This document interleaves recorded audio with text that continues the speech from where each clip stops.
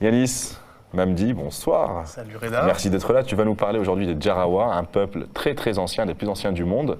Ils sont mis à l'honneur dans un documentaire actuellement au cinéma et on y apprend que leur existence est menacée par le gouvernement indien. C'est ça, alors pour vous resituer un peu tout ça, les Djarawa vivent dans les îles Andaman, c'est au large de l'Inde, et ça serait le premier peuple autochtone d'Asie. Comme tu l'as dit Reda, c'est l'un des peuples les plus anciens du monde, ils sont venus d'Afrique il y a 70 000 ans, et ils ont vécu complètement isolés de notre monde pendant près de 50 000 ans. Et encore, aujourd'hui, ils vivent en complète autarcie, loin de notre société mondialisée. Sauf que un peuple qui vit comme à l'époque des premiers hommes, eh bien, ça intrigue, et ça, le gouvernement indien actuel, à savoir le BJP, qui représente la droite nationaliste indienne, l'a bien compris. Et donc, le gouvernement indien s'est mis en tête de faire des Djarawa un attrape-touriste. À cela s'ajoutent les braconniers qui empiètent sur le territoire des Djarawa, un territoire rattaché au gouvernement indien, mais que normalement seuls les Djarawa sont autorisés à y vivre et y pénétrer. Alexandre Derens, qui a réalisé le documentaire Nous sommes l'humanité, nous explique justement les dangers auxquels fait face ce peuple. Alors que les Djarawa sont censés être protégés par l'armée indienne, par les gardes forestiers, par la police locale, eh bien, il y a une route qui traverse leur territoire et tous les jours, 4 fois par jour, l'armée indienne accompagne un convoi de dizaines de 4x4, parfois une centaine de 4x4, plein de touristes, indiens pour la plupart, et assez riches parce que ça coûte cher d'aller sur les Andaman.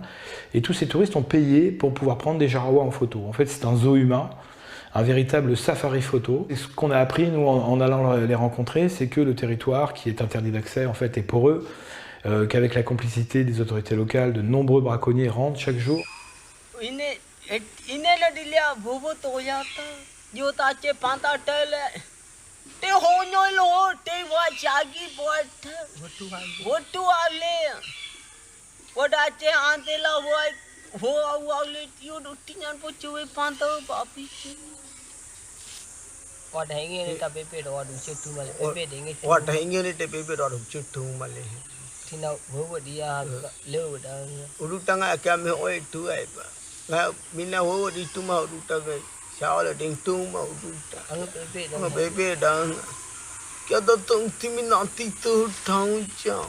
Et donc, évidemment, en n'étant que 400 sur un petit territoire, le temps file, le temps presse, et bientôt ils n'auront plus rien à manger et ils devront sortir une bonne fois pour toutes et ils seront réinstallés comme le sont tous les sans castes en Inde, les Adivasis, c'est-à-dire bien souvent dans les bidonvilles en bordure des grandes villes indiennes.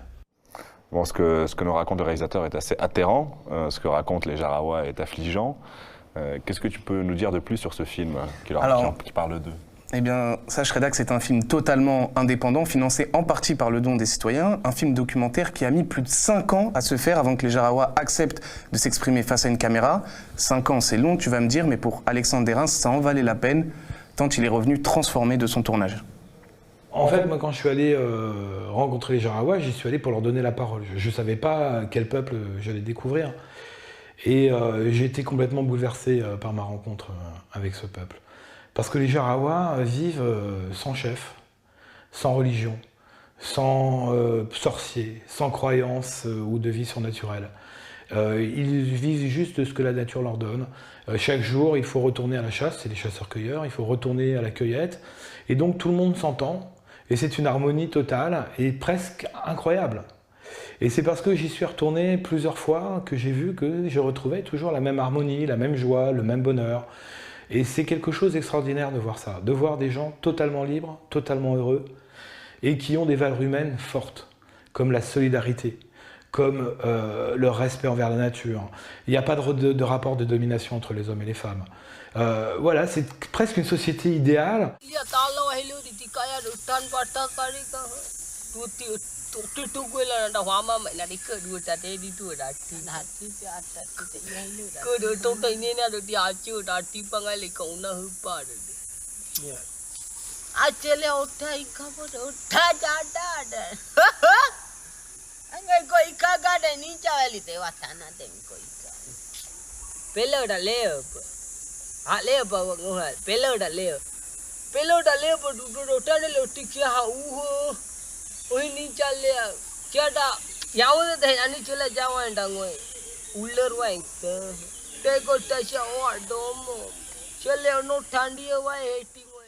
Et ce n'est pas du tout une caricature du bon sauvage ou ce genre de choses qu'on pourrait croire. Le film, il n'y a pas de commentaires, on ne vous explique pas ce que vous devez penser.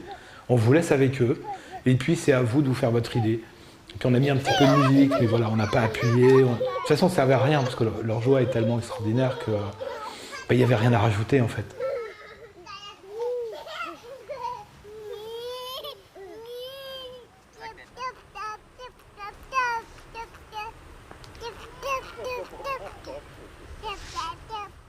Voilà, alors le film est diffusé au cinéma depuis le 2 mai, et puis si jamais vous avez envie de soutenir les Jarawahs face à la menace du gouvernement et des braconniers, je vous invite à signer la pétition qui est en ligne sur le site du film, une pétition qui permet de mettre en avant la menace qui pèse sur les Jarawahs et qui a pour but de faire campagne afin de promouvoir l'autodétermination de ce peuple.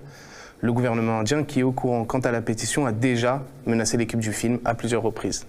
Merci Yannis, c'est passionnant, ça donne envie d'aller... Bon, non, je peux pas aller vivre avec eux en fait, je ferai comme les Indiens.